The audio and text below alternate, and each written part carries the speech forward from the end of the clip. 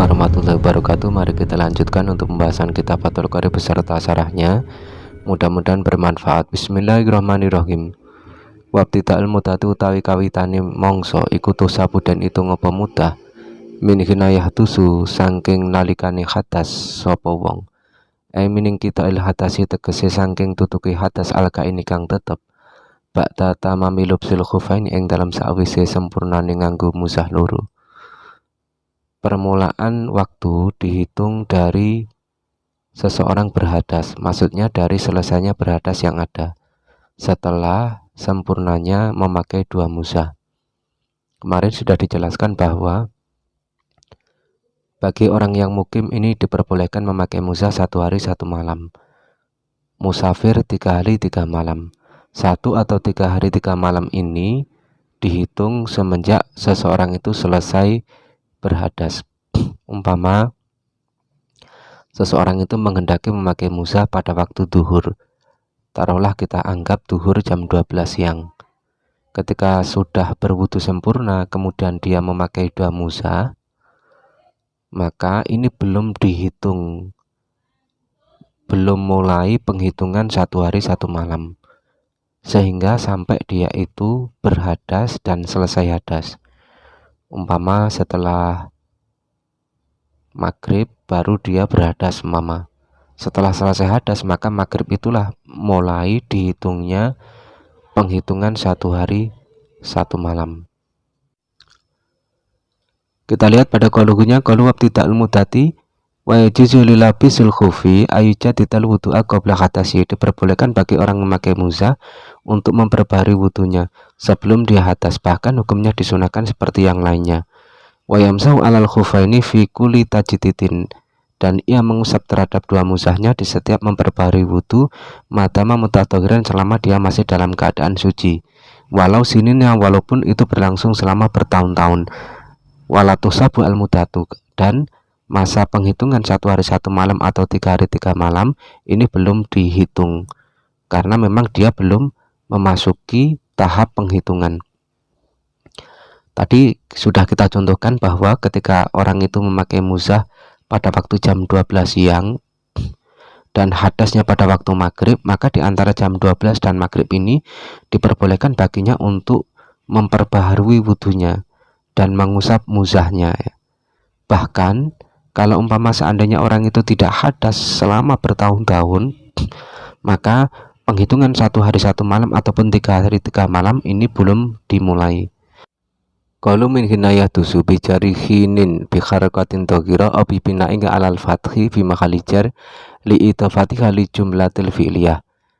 Kata hinin ini boleh dijarikan dengan harakat dhaghira, berarti min hini yahtusu seperti itu, atau dimabnikan dengan fathah berarti min hina yahtusu, tapi mahalnya tetap mahal jar karena dia diidhafakan pada jumlah fi'liyah. Kama qala fil khulaso wa qabla fi'lin mu'rabin aw mubtada a'rib wa man bana fala yufannada.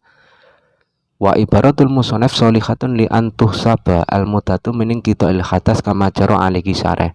Ungkapan ke musannaf min khini yahdusu ini pantas saja jika diarahkan bahwa penghitungan waktu dimulai dari selesainya hadas seperti yang dilakukan oleh Kiai Syareh, dan ini juga merupakan pendapat mayoritas para pengarang kitab dari ulama mutaqaddimin dan mutaakhirin, dan juga pantas diarahkan bahwa penghitungan masa 1 hari 1 malam atau 3 hari 3 malam ini dimulai dari permulaan hadas.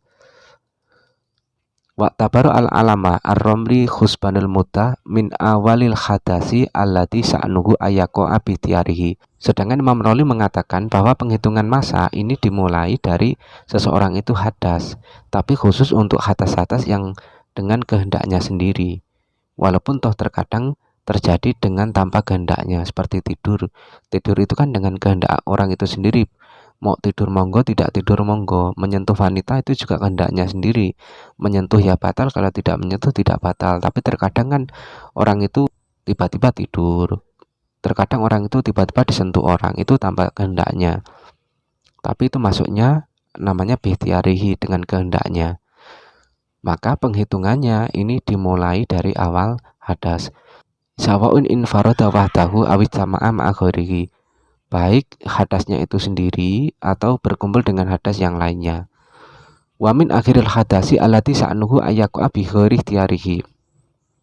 Dan Imam Romli mengatakan penghitungan masa ini dihitung dari akhirnya hadas untuk hadas-hadas yang terjadi tanpa ikhtiarnya, seperti halnya kencing ataupun BAB. Kalau kencing dan BAB itu orang kalau sudah kebelet itu sudah tidak bisa ditahan ya. Itu tanpa ada ikhtiarnya. Maka kalau tidak ada ikhtiar dari dirinya, penghitungannya adalah dari akhirnya hadas. Wa yumkinu hamlul matni alaihi, dan matan dari Fathul Qorib tadi ini bisa diarahkan kepada pendapatnya Imam Romli ini. Kita lanjutkan pada Fathul Qoribnya. Wala min ibtida'il hadas lan ora saking kawitane hadas, wala min waktil masilan ora saking kawitane ngusap, wala min ibtida'il silan ora saking kawitane nganggo muzah. Tadi sudah dikatakan pada Fathul Qoribnya bahwa permulaan penghitungan waktu ini dimulai dari setelah seseorang itu selesai hadas, tidak dari permulaan hadas ya, tidak dari permulaan hadas. Ini menurut Kiai Syareh. Tapi kalau kita melihat pendapat Imam Romli bahwa ada pentafsilan, ada kalanya yang di situ dimulai dari setelah selesai hadas, ada kalanya yang di situ dimulai dari permulaan hadas, tergantung hadasnya itu dengan ikhtiar atau tidaknya. Wala min waktil wasi, tidak dari waktu mengusap. Umpama tadi sudah dicontohkan ada orang memakai muzah dimulai pada waktu jam 12 siang. Kemudian dia hadas pada waktu maghrib, setelah sholat maghrib dia hadas. Nah ini ketika hadas inilah dia dimulai dihitung 1 hari 1 malamnya atau 3 hari 3 malamnya ini dihitung, bukan waktu dia mulai mengusapnya. Bisa jadi dia itu mungkin melaksanakan sholat isyanya jam 12 malam ya, berarti dia wudhu terus mengusap muzahnya, berarti otomatis nanti mulainya jam 12 malam. Tapi tidak seperti itu, mulainya tetap dari setelah dia hadas ya, tidak dari waktu mengusap. Wala min ibtida'il lubsi, juga tidak dari permulaan memakai muzah. Berarti pas jam 12 itu dia wudhu sempurna, kemudian dia memakai muzah, ini belum dihitung ya, belum dihitung masa 1 hari 1 malamnya atau 3 hari 3 malamnya. Wal asi utawi wong kang durhaka bisafari kelawan lelungan, wal haimu lan wong kang bingung iku yamsahani ngusap sapa asi wal haim masha mukimin kelawan kaya ngusapi wong mukim. Orang yang bermaksiat sebab perjalanannya dan orang yang bingung tanpa arah tujuan mengusap muzahnya seperti halnya mengusapnya orang yang mukim. Artinya hanya diperbolehkan untuk mengusap muzahnya selama 1 hari 1 malam. Kita lihat pada qaulunya. Qaulu wal asi bisafari bi an angsha'ahu maksiatan ka an safara liqat itoriki au ansha'ahu ta'atan sumakollabahu maksiatan wa yuqalu lahu al asi bisafari fi safar fa fi hataini surataini yamsahu masa mukimin. Orang yang bermaksiat dengan perjalanannya ini memang dari awal dia itu tujuan perjalanannya adalah maksiat, seperti dia itu ingin bepergian untuk merampok umpamanya, untuk membegal, maka namanya itu al-asi bisafar. Dari awal tujuan dari rumahnya berangkat untuk pergi ini memang tujuannya untuk maksiat, atau dia tujuannya awalnya sebenarnya taat ibadah, tapi setengah perjalanan dia membalik niatnya untuk tujuan maksiat. Ini dinamakan al-asi bisafar fisafar ya. Istilahnya seperti ini, al-asi bisafar fisafar. Fafi hata ini surata ini yamsahu masa mukimin. Untuk 2 contoh di atas ini, yakni al-asi bisafar dan al-asi bisafar fisafar, ini mendapatkan rukhsah mengusap muzahnya seperti halnya mengusapnya orang mukim, yakni 1 hari 1 malam. Wa amal asi fi safari wa waladi yusafir li ta'atin ka ziyarati Sayyidi Ahmad Al-Badawi lakinnahu ya'si fihi.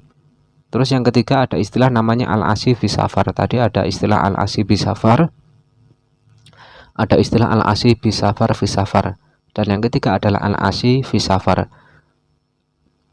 Apa itu al-asi fi safar? Al-asi fi safar itu artinya Dari awal permulaan dia tujuannya adalah untuk ibadah, untuk taat, seperti dia ingin ziarah menuju makam Ahmad Al-Badawi, akan tetapi di dalam perjalanan dia melakukan kemaksiatan.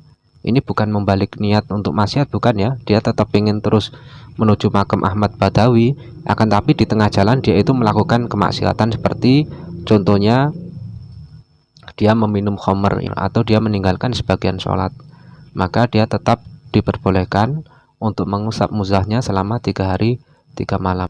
Qalu al-haim walladzi la yadri aina yatawajjah. Namanya haim itu adalah orang yang tidak mengerti harus kemana. Qalu yamsahani masa mukimin fahuma mulhiqoni bih. Wa kadzalika al-musafiru safaran qasiran kama taqaddama.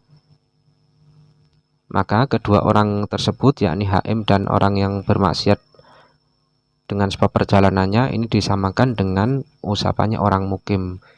Begitu pula dengan seorang musafir dengan perjalanan yang pendek, seperti yang telah kita bahas pada pertemuan sebelumnya. Kita lanjutkan fatul qoribnya. Wa ta'imul hadasi utai wengkang langgeng hadasi iku ita hadasa ing dalem nalikan hadas apa ta'imul hadas ba'da lubsil hufi ing dalem sakwise nganggo musah hadasan kan hadas akhra kang meneh ma'a hadasir tani hadasi ta'imul hadas ata imi kang langgeng qabla yusoli ya ing dalam sadurunge salat sapa ta'imul hadas bi kelawan sesucine fardun ing fardu yamsahu mongko ngusap muzah sapa ta'imul hadas. Dan orang yang terus menerus hadas ketika dia berhadas setelah memakai muzah dengan hadas yang lain besertaan dengan hadasnya yang selalu ada sebelum dia melaksanakan sholat fardu, maka dia diperbolehkan untuk mengusap muzahnya. Wa istabihu lan amrih kewenangan sapa ta'imul hadas ma ing perkara kana kang ana apa ma iku yastabihu amrih kewenangan sapa ta'imul hadas ing ma lau bagi lamun isih keri apa tahru sesucine ta'imul hadas alati kang lapis kang nganggo sapa ta'imul hadas alihi ing ngatasim aladi hufaihi ing muzah lurune ta'imul hadas. Dan baginya diperbolehkan melakukan hal-hal yang dulu diperbolehkan baginya saat sesucinya masih ada ketika memakai 2 muzah. Wahwa utawi ma iku fardun fardu wa nafilan pira-pira kesunahan, yakni melakukan kefarduan dan kesunahan. Artinya begini, ketika seorang yang selalu berhadas dia memakai muzah, umpama kita contohkan pada waktu duhur jam 12 dia memakai muzah, tapi tentunya setelah dia bersuci sempurna.